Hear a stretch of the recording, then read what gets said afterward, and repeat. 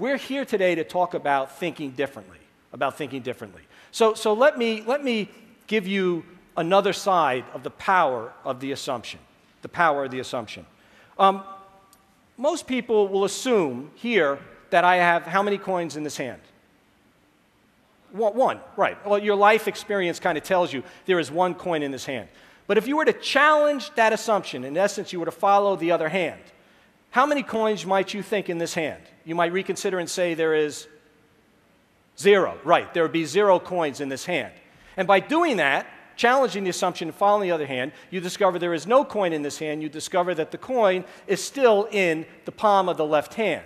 In other words, you have discovered a secret of the trick, or more importantly, a solution that did not exist before. Let me demonstrate it again. So your life experience tells you there is one coin here. You challenge that assumption. You follow the other hand. You discover there is no coin in this hand. You discover that the coin is still in the left hand. You have discovered the secret of the trick, or a solution that did not exist for you before. And that is the power of the assumption. The ability to help us generate solutions that did not exist before. Now let me talk to you a little about the process and about how it works. The key is to recognize that you are making an assumption. And then, once you know that you recognize that you're making an assumption, then you know you have a choice. You can follow that assumption, or you can follow the other hand. Okay, so give me some ideas. How do you heighten customer engagement? Yes? Touch the emotions? Touch their emotions. Yes, and someone, yes. Solve a problem. Terrific. All right, these are all great examples. These are all terrific examples.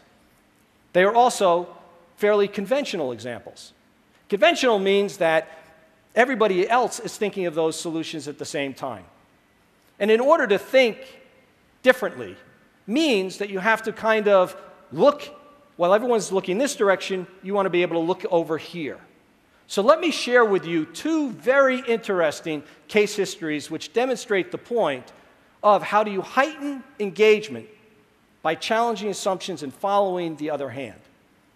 The first example I want to give for you is Brita. How many own a Brita? Okay, a lot of you own Britas. Now, what is the major feature of a Brita? The filter. The filter.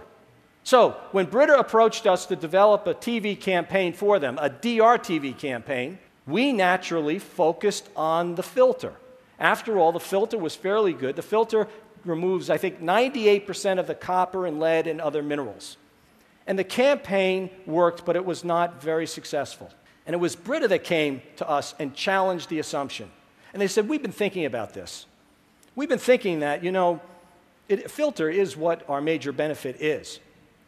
But I think there may be something more important than the filter and what the filter takes out.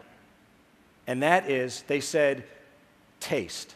See, we were busy focusing on the concept of the filter. And what it really was about was taste, because what the filter did is made the water taste good. And so we developed a new campaign. And in this campaign, what we did was we showed beautiful waterfalls and running streams and bubbling brooks. And over them, we superimposed Los Angeles, Chicago, Brooklyn, New York. And from that, we developed a tagline, tap into taste.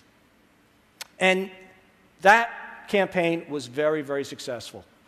What it taught us was that what we think is the obvious benefit for the consumer may not always be the most relevant to the consumer. And we discovered that by challenging our assumptions and following the other hand.